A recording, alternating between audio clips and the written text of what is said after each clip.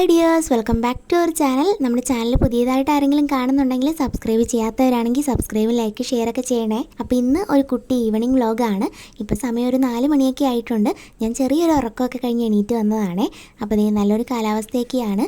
4 മണിയൊക്കെ ആയിട്ടും വെയിൽ പോയിട്ടില്ല, പോയി തുടങ്ങുന്നതേ ഉള്ളേ. 2-3 ദിവസമായിട്ട് ഇപ്പോൾ മഴയൊന്നുമില്ല, അത്യാവശ്യം നല്ല വെയിലൊക്കെ ആയിട്ട് നിൽക്കും. അപ്പോൾ ഞാൻ കരുതി ചെടിയൊക്കെ ഒന്ന് നനച്ച് കൊടുക്കാമെന്ന്. ഒരുപാടൊന്നും ഇല്ല, കുറച്ചൊക്കെ ഉള്ളൂ. ഒത്തിരിയൊക്കെ ഉണ്ടായിരുന്നു പണ്ടേ. ഇപ്പോൾ മഴയൊക്കെ വന്ന് കുറേയൊക്കെ നശിച്ചു പോയി, കുറേയൊക്കെ നമുക്ക് നോക്കാൻ പറ്റാതെ അങ്ങ് പോയി. അപ്പോൾ കൂടുതലും ഇവിടെയാണെങ്കിൽ പൂച്ചെടികളല്ലേ, ഇലച്ചെടികളാണ് പണ്ട് മുതലേ കൂടുതലുള്ളത്. എനിക്ക് ഭയങ്കര ഇഷ്ടമാണ് ഇങ്ങനെ ചെടികളൊക്കെ നോക്കാനും അതൊക്കെ വളർത്തിയെടുക്കാനൊക്കെ. പക്ഷേ അത് ആ ഒരു മൂടൊക്കെ വരണം, എങ്കിലേ അവിടെ ക്ലീനിങ്ങും പരിപാടികളൊക്കെ നടക്കത്തുള്ളേ. ഇപ്പം ജോലിക്കൊക്കെ പോയി തുടങ്ങിയപ്പോൾ പിന്നെ ഇതിനെയൊന്നും ശ്രദ്ധിക്കാൻ പറ്റാതായപ്പോഴത്തേക്ക് കൂടുതൽ സാന്ദ്രയാണ് ഇതിനെ ഇടയ്ക്കൊക്കെ വെള്ളം ഒഴിക്കുകയും പുല്ല് പറിക്കുകയൊക്കെ ചെയ്തുകൊണ്ടിരുന്നത്. ഇവിടെയൊക്കെ കുഞ്ഞിലേക്ക് ആയിരുന്നെങ്കിൽ ഈ ഇലച്ചെടികൾ കൊണ്ട് കടയുണ്ടാക്കി കളിക്കുകയും അത് വെച്ച് കറി വെച്ച് കളിക്കുകയൊക്കെ ചെയ്യായിരുന്നു.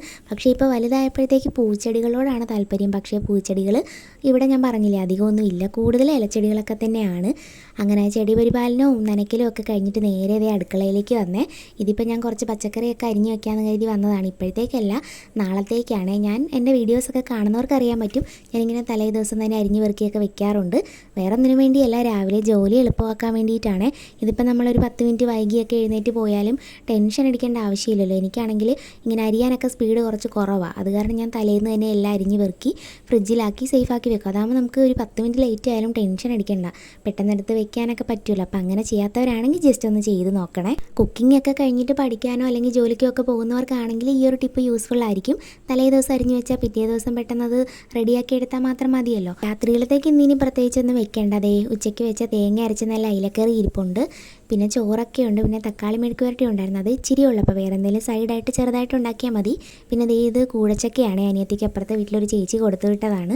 അപ്പോൾ അതിവിടെ ഇരിപ്പുണ്ട്. പിന്നെ കുറച്ച് കഴിഞ്ഞപ്പോഴത്തേക്ക് ചേട്ടായി വന്നിട്ടുണ്ടായിരുന്നു. അപ്പോഴത്തേക്ക് ഞാൻ ചായ ഇടുവാണ്. ചേട്ടായി എവിടെ പോയിരിക്കുമായിരുന്നെന്ന് വെച്ചാൽ അനിയന്മാരുടെ കൂട്ടത്തിൽ ഇന്ന് ജോലി ഇല്ലായിരുന്നതുകൊണ്ട് വീട്ടിലുണ്ടായിരുന്നപ്പോഴത്തേക്ക് ചൂണ്ട ഇടാനായിട്ട് പോയേ ചേട്ടായുടെ ഒക്കെ വീടിൻ്റെ അടുത്തുള്ള ഒരു അമ്പലക്കുളത്തിൽ. അപ്പോൾ അവിടെ പോയിട്ട് മീനെ പിടിച്ച കഥയൊക്കെയാണ് ഇവിടെ വന്ന് പറഞ്ഞുകൊണ്ടിരിക്കുന്നത്. എനിക്ക് വരാലിനെ കിട്ടിയായിരുന്നു, പക്ഷേ കയ്യിൽ നിന്ന് വഴുതിപ്പോയി എന്നൊക്കെ പറഞ്ഞിട്ട് മീൻ പിടിക്കാൻ പോയ സാഹസിക കഥകളൊക്കെ പറഞ്ഞുകൊണ്ടിരിക്കുകയാണ്. ഞാൻ ഈ വരാല്, കൂരി, കാരി അങ്ങനത്തെ മീനൊക്കെ ഇല്ലേ, ഈ നമ്മൾ ചൂണ്ടയിട്ട് പിടിക്കുന്ന, അതൊക്കെ കൂടുതൽ കഴിച്ചിട്ടുള്ള ചേട്ടയുടെ വീട്ടിൽ പോയിട്ടാണ്. ചേട്ടായും ചേട്ടയുടെ അപ്പായൊക്കെ ചൂണ്ടയിട്ട് പിടിച്ചുകൊണ്ട് വന്ന് കറി വെച്ചൊക്കെ തരും. എൻ്റെ വീട്ടിലാണെങ്കിൽ കൂടുതലും ഇങ്ങനെ കടലിലെ മീനൊക്കെയാണ് എപ്പോഴും വെക്കാറൊക്കെ ഉള്ളത്.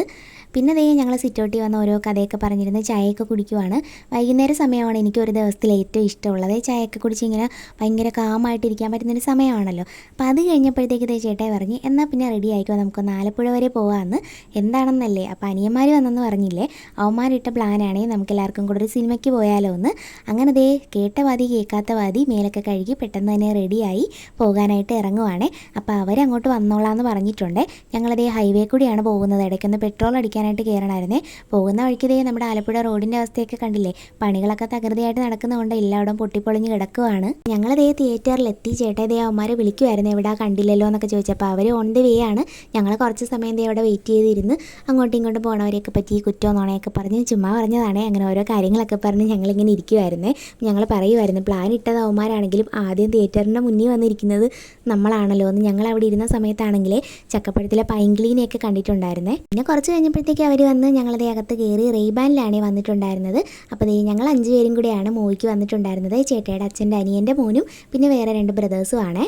ഫോണിൽ സംസാരിക്കുമ്പോൾ പറയുവേ നമുക്ക് വരുമ്പോൾ വീഡിയോ എടുക്കണം, റീൽസ് ചെയ്യണോ എന്നൊക്കെ. പെട്ടെന്ന് ക്യാമറ കണ്ടപ്പോഴത്തേക്ക് എല്ലാവർക്കും ഭയങ്കര നാണമായിരുന്നേ. അങ്ങനെ പടം തുടങ്ങി. ഇപ്പോൾ ട്രെൻഡിങ് ആയിക്കൊണ്ടിരിക്കുന്ന സുമതി വളവ് കാണാനായിട്ടാണ് വന്നത്. നല്ലൊരു സിനിമയാണ്, ഞങ്ങൾക്ക് എല്ലാവർക്കും ഇഷ്ടപ്പെട്ടിട്ടുണ്ടായിരുന്നു. നല്ല സ്ക്രിപ്റ്റും നല്ല മേക്കിങ്ങും ആണ്. തിയേറ്റർ എക്സ്പീരിയൻസ് കിടിലനാണ്. ഞാൻ എൻ്റെ ഓർമ്മയിൽ ആദ്യമായിട്ടാണെന്ന് തോന്നുന്നു ഒരു ഹൊറർ മൂവി കാണാനായിട്ട് വരുന്നത്.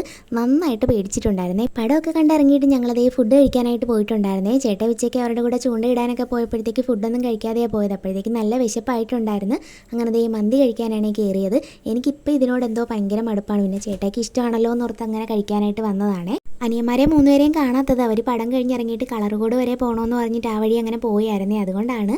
പിന്നെ ഞങ്ങൾ നേരെ വീട്ടിലേക്ക് പോവുകയാണ്. അപ്പോൾ ഇന്നത്തെ ഒരു ഈവനിങ് വിശേഷങ്ങളൊക്കെ അത്രയേ ഉള്ളൂ. വീഡിയോസ് ഇഷ്ടപ്പെട്ടാൽ സപ്പോർട്ട് ചെയ്യാൻ മറക്കല്ലേ. ടാറ്റാ.